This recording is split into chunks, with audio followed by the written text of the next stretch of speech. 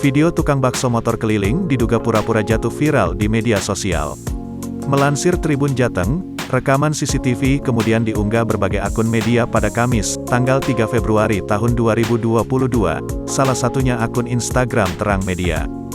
Dalam video rekam CCTV itu, terlihat seorang pedagang bakso keliling yang menaiki motor.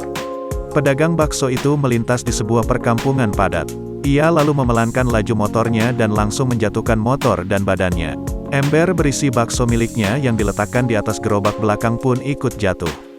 Pedagang yang jatuh dengan posisi terlentang itu juga sempat membalikkan embernya, supaya isian ember semakin berceceran.